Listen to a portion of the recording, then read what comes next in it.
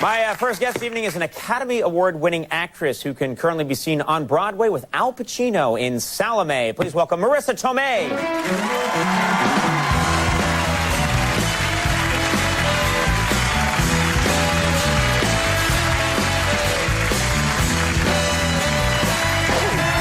You look so good. Thank you. Wow.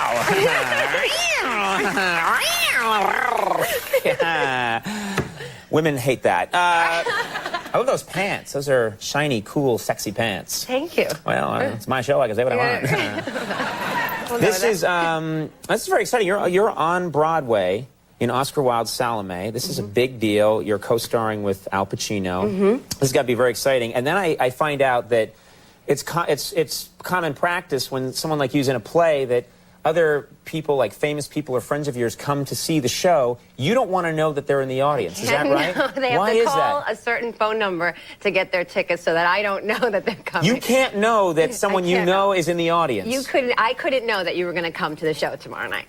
Because I would be terrified. It'd be kind of hard to keep it quiet. The audience would be like, oh my God! Conan O'Brien! He's a god! I can't believe it's him! And it'd be the golden glow from my head, and you just see the pompadour, like in the monologue, sticking up out of the crowd. That's exactly why I can't know. What is it that makes you can't know? Why can't you know if, say, someone you know is coming? I'd be picturing you. I mean, like, what's wrong with that? Say you were there. Exactly. Got to keep my mind on the show. So really, you'd have the image of me in your head all night? Yes, but you'd take on grotesque features and things like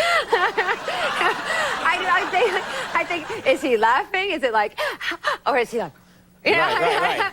So basically, if you knew that I was coming to see you in the show, you'd see my face contorted like a funhouse mirror in your mind throughout the whole show. In my twisted mind. Well, that's I'm what coming happens. tomorrow. That's what happens in my twisted mind. Yeah, no, I do know what you're talking about, because I don't like when I know if people are in the audience. Really? Yeah. Even as a Pope comedian? is in our studio audience tonight, and they told me just before, and I was like, don't tell me, all right? But then we met and we talked, and it was fine.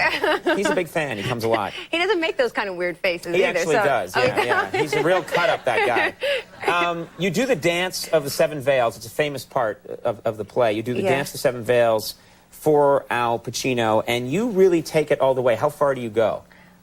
Well, it's for King Herod. Al Pacino as King Herod, yes, you know. It's not really. But it is kind of for Al in a little way. Well, you got to remember the whole time it's Al Pacino. When he's up there, even no matter what character he's playing, he's up there going, hoo-ah, you know. It's hard to forget. I know. But there is sometimes you sort of get close to nudity, or we do some artistic nudity on sometimes when it feels right, when the fever hits. When the fever hits. So you never know that night whether or not you're going to be getting nude or not. The dance, I make up the dance every night anyway. It's not choreographed. I just make it up. So sometimes, you know, you want a big finish or something. Yeah. But how does the crowd know? How does the crowd know? I mean, is there any way that they can know whether or not it's a night when maybe... No, there's no way for you to know, Conan. There's no way for you to know. Wednesday? How does Pacino react the first time that you actually went all the way with the nudity? Did Pacino have a crazy reaction or anything? Well, it's not just him. There's also like a row of 6 older Jews in the back. That's what their characters would just say, Jews. So they're the Jews in the back, and then there's King Herod, and there's some soldiers over there. Right. So the 6 Jews are like, oi, you know. Yeah. Pretty much that's it, yeah. Now, I understand we have something in common. We both have been nude for Pacino. Also, 2 things in common. You took tap dancing when you were younger. Yes. I took tap dancing. When I was a kid, I wanted to be in show business, and so I told my parents weren't in show business. Like, my dad's a doctor, my mom's a lawyer, and I was like, I gotta learn tap dancing. Yeah, my dad's a lawyer. It was like that. So how young did you start? Well, I started late. My brother started before me, and he would come home and teach me. Right. And I would learn from him. And when he would come home from his class, I'd learn from him, and then my parents started watching us, and they wanted to learn also. So I don't know if this happened to you. The whole family got into the act. I was actually horrifically in a tap class in my adolescence with my parents, and just the four of us taking our own little private tap class. It's like something out of vaudeville. They were too grown up to come to the kids' class, so we had to go in their class. So it's like the traveling Tomeis. You guys were all together? Yeah. Did you have hats and canes? Tap and Tomeis, yeah. Oh, my God. That's amazing. And was it a good act? Did you ever work out an act together? Well, me and my brother had an act, and my parents, they did I have to admit, they did a recital once. One year they did a little recital. A tap recital. It's so, I can't believe it, but yeah, they did. Yeah. Do you ever have you got to get some footage of this, or no? Are you embarrassed by it now, or do you think you guys were actually pretty good? No, I don't think we were very good.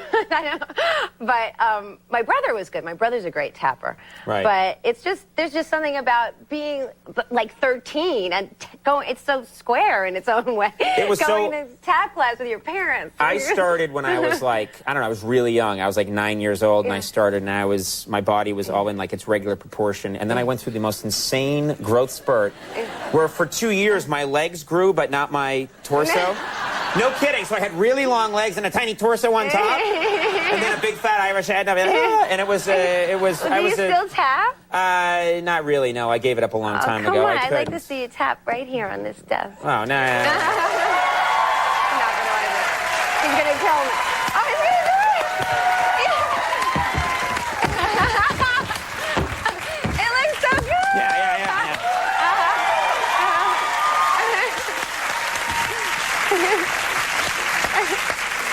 Can I do it? Yeah. You go ahead. What are you going to do? What are you doing? Hey, what the hell happened here? I do a little bit too.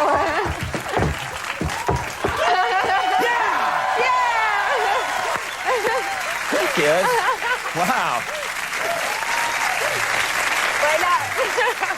You know what we're going to do now? Now what? Now both of us. We're going to cut out the part. We're going to cut out the part where I do it and just have you do it. Everyone at home. That was amazing. That was fantastic. Thanks so much for coming on the show. I never thought our interview would end with you dancing on my... You ruined my desk. Look at this. Look at that. How are we going to get that out? That's just completely ruined right now. You're going to clean that up, Marisa Tomei. Salome is now playing on Broadway. Everybody loves this show, so go out and check out this show. It was so great to have you here. Thanks. Marisa Tomei, everybody. Paul Rudd coming up. We'll take a break. We'll be right back.